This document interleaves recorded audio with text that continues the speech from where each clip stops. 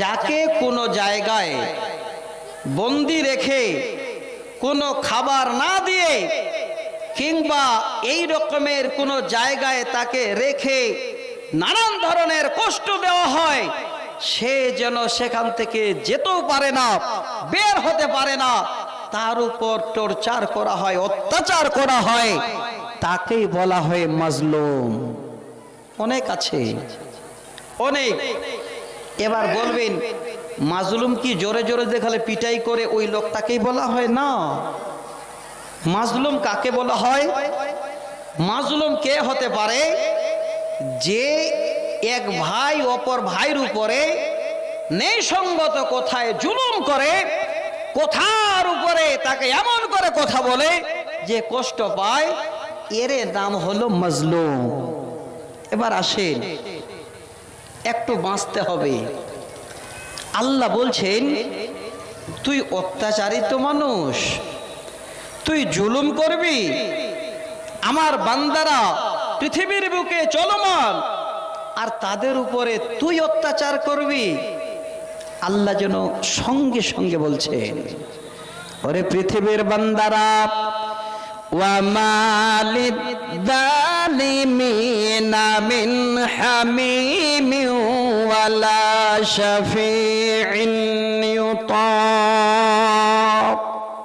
আল্লাহ বলেন একদম কোরআনের আয়াত, সূরা গাফির 18 নম্বর আয়াত, রব্বুল আলামিন বলেন যারা জুলুম করে, অত্যাচারিত মানুষ, তারা যেন কিয়ামতের দিনে কোন রকমের খাবারও কিছু পাবে না এবং কোন রকমের শাফি পাবে না, শিফায়াত পাবে না, শাফায়াত পাবে না।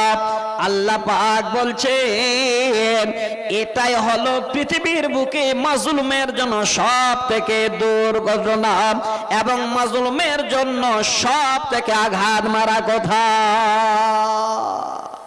দুনিয়ায় তুই নেতাগিরি করবি, বাদশাহী চালাবি, মানুষের উপরে অত্যাচার করবি, এটা আমি আল্লাহ কোনোদিন মানতে পারি না।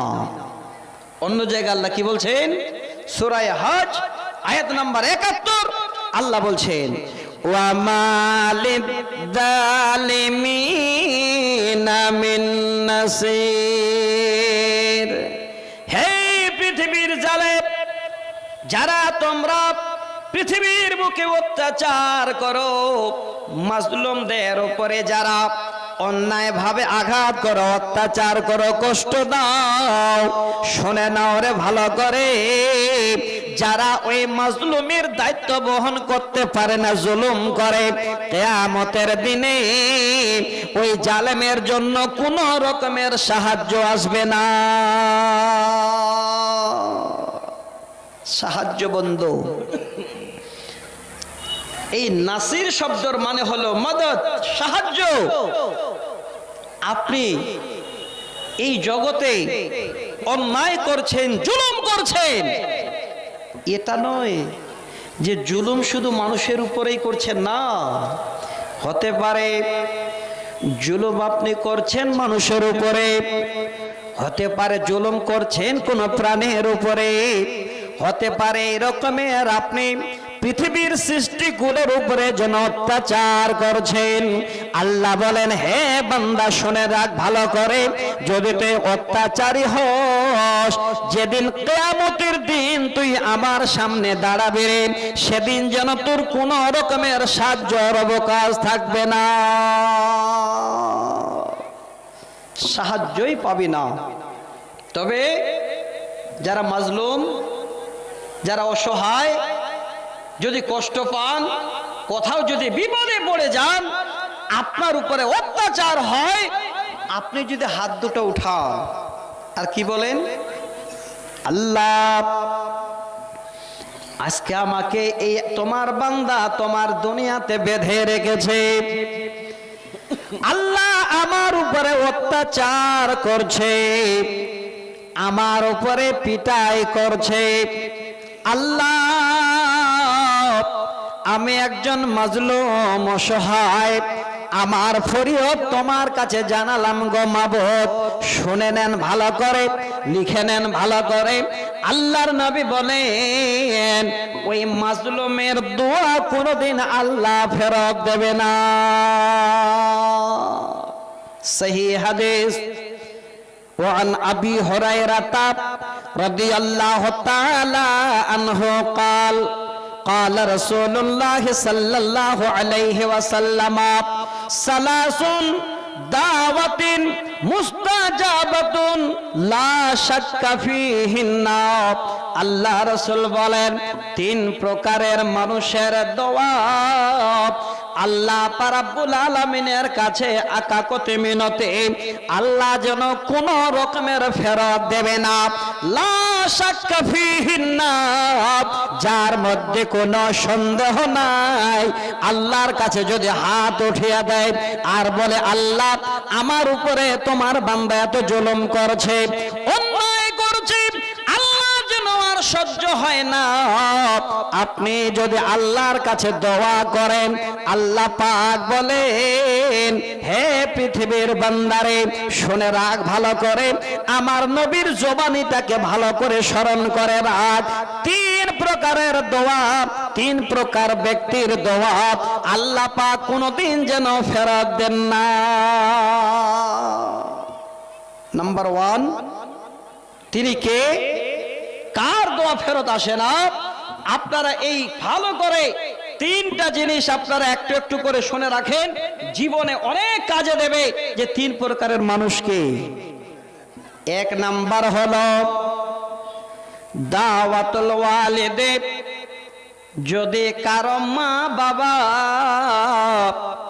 একবার ছেলের জন্য বদদোয়া করে, একবার যদি হাত উঠিয়ে দেয় ছেলের উপরে নারাজ হয়ে, জেনে রাখেন ওই মা বাবার দোয়া আল্লাহ কোনোদিন যেন ফেরত দেবে না। সহিহ হাদিস।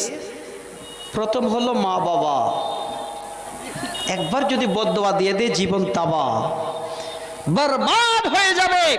সহিহ বুখারীর লম্বা হাদিস আছে, কিন্তু সময় আর আমার বেশি নাই, থাকলে একটু আপনাদের আর ইঙ্গিত করতাম, কিন্তু আমি আমার পয়েন্ট নিয়ে আগাই, যেটা আমার বিষয় বলার সেই জায়গাটাতে যাই। দ্বিতীয় নম্বর হলো ওয়া দাওয়াতুল মুসাফিরি। মুসাফিরের দোয়া আল্লাহ কোনোদিন যেন ফেরত দেয় না।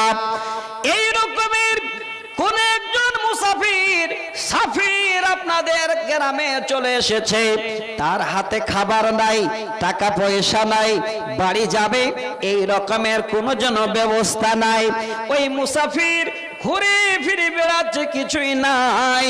ওই মুসাফির যদি আল্লাহর কাছে দোয়া করে, ওই মুসাফির যদি আপনাদের জন্য দোয়া করে, আপনারা যদি মুসাফিরের সঙ্গে ভালো ব্যবহার করেন, আল্লাহ রাসূল বলেন ওই মুসাফিরের দোয়া আল্লাহ কোনোদিন ফেরত দেবে না।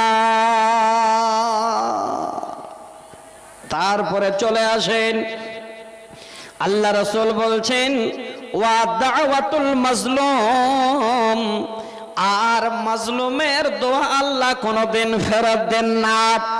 যে আপনাদের সামনে অনেক কথা বলা হয়ে গেল, যেই মাজলুম অর্থাৎ অত্যাচারিত হচ্ছে, যার কাছে কোন রকমের সাহায্য করার মানুষ নাই, সেই লোক যদি আল্লাহকে বলে আল্লাহ আমার উপরে এত অত্যাচার হয়, আমার উপরে তারা এমন জুলুম করে, আল্লাহ তুমি তার ব্যবস্থা করো, আল্লাহ রাসূল বলছেন ওই মাজলুমের দোয়া আল্লাহর কাছে কবুল হয়ে যায়।